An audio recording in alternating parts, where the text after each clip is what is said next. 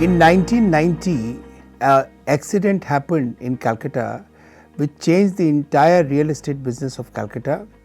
A building which was almost finished collapsed on a rainy day because the builders have dug earth behind that building for making an underground water reservoir.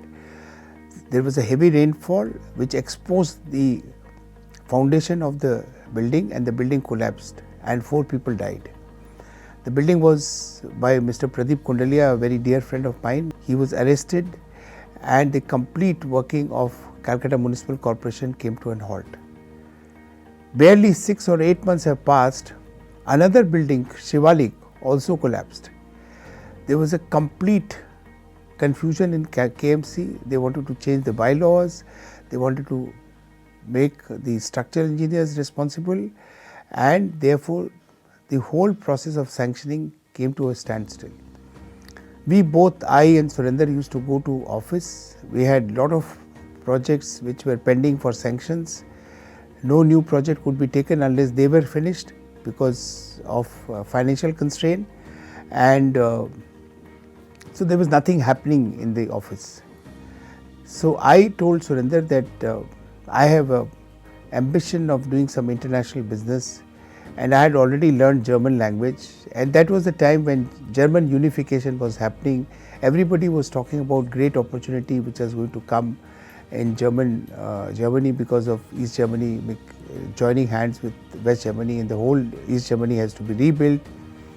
1991 also got a fantastic dream budget by Mr.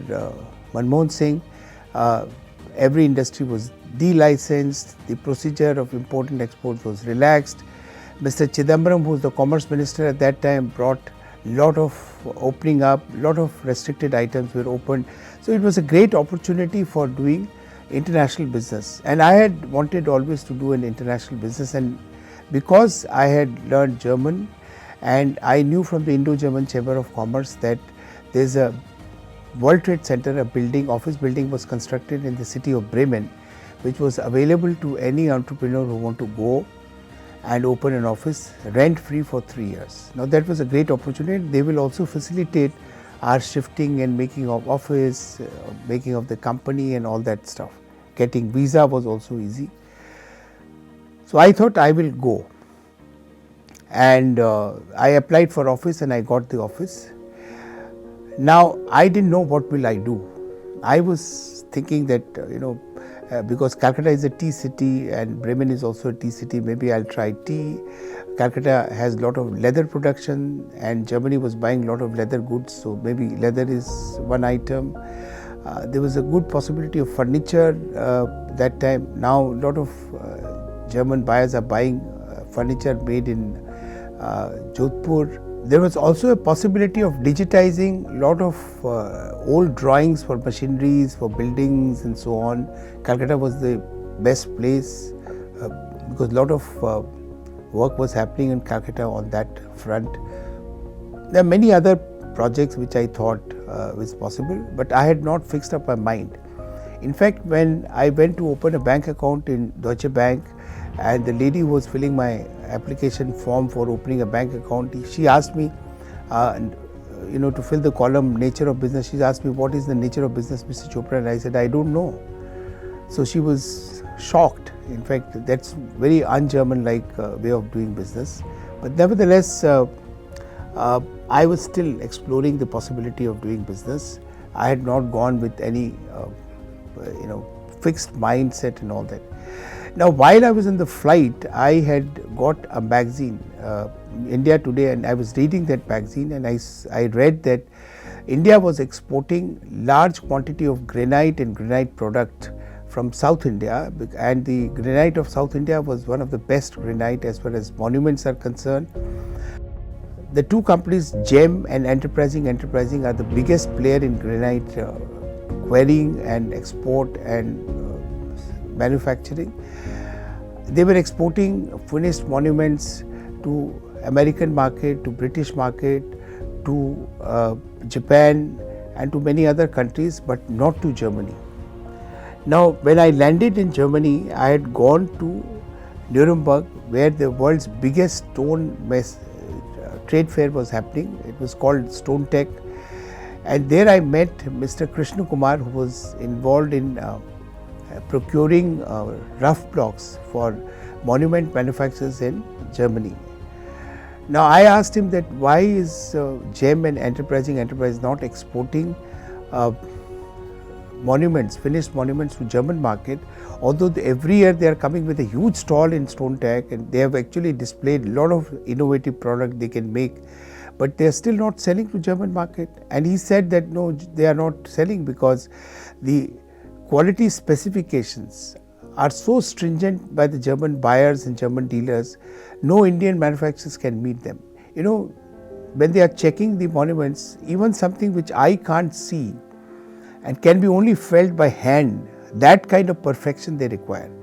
And there is a reason for asking for such perfection, because the granite, if there is not smooth surface, the water can retain, which can make watermarks, which ultimately can become hairline cracks, and the life of the monuments reduces tremendously if the surface polish is not very smooth. Now he said that's not possible by Indian manufacturers, and that's why they are not selling. But I thought that how is it possible that when we are using the same German machine with the German manufacturers are using same consumables, same tools and almost same process, and we have the granite raw material, why can't we manufacture as per German specification? It should not be that difficult. But anyway, when I got my first container order from Mrs. Dietrich in Bremen, and I delivered that first container to Mrs. Dietrich, she accepted there was no defect and she was really happy, and she gave me another order with the check immediately. But in the second container to Mrs. Dietrich, who was from Bremen, we had claims, and we had a lot of claims by another customer who was in Hamburg, Hansen. He gave us very low prices, and there was a lot of complaints and a lot of claims, and we ultimately made a lot of losses with him. Container I sold to one customer in Berlin also had a lot of defects, and I had to give him 30% discount. So at the end of 1 year, I saw that we have not made any money. In fact, we have lost money in the monument business. And I then realized what Krishna Kumar was saying was correct. It was very tough to sell monuments in German market, and but there was a chance, because I saw that when I went to sell tea or silk or leather, it was even tougher, because no German customer who was already having a supplier in India was willing to change his loyalty or willing to entertain any newcomer. It was very, very difficult. At least in monument, there was no Indian supplier. It was open to anybody and they will have the first mover advantage, provided we make sure that the quality standards are met. So I decided how to improve this. So I met Mrs. Dietrich's daughter, who was just qualified from, she was a graduate in stonemason skills from a college in Germany. Germany, everything they do professionally, even stone cutting and stone polishing and designing is also taught in college. There's a special colleges for that. And she was just graduated, and she helped me to make a manual of what to see, how it should be process driven, what checks one has to follow, what are do's and don'ts and so on. And we made that manual, and I gave it to my suppliers in India and asked them to translate it in Tamil, because most of the workers and supervisors were in Tamil. But they knew, but somehow it was not getting implemented, and the rate of rejections and claims was not coming down. So I had to think differently now. I asked Mrs. Dietrich's daughter to take me to her college principal, and when I met the principal, I asked him that give me 2 of your brightest students who still have not got the job or looking for jobs, because I have a 6 months assignment for them.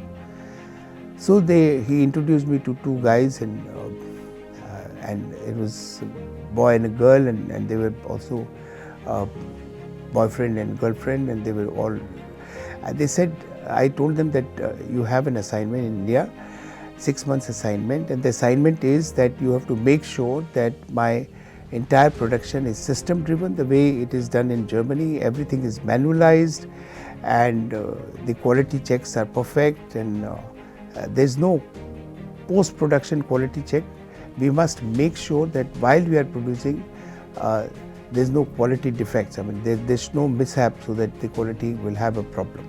Right from the selection of the stone at the quarry, which normally used to have hairline cracks, and they never used to check with some instrument like any sonography instrument which indicates where the hairline cracks are.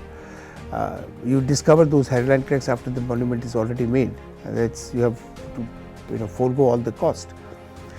So we made system-driven manufacturing, and we made sure. And I told them the next 6 months, whatever container goes, if there's no defect and there's no claim, you will be earning a bonus of 1 month's holiday, fully paid, with salaries paid, and all your expenses will be paid. Now Germans are really fond of traveling, and so this really excited them.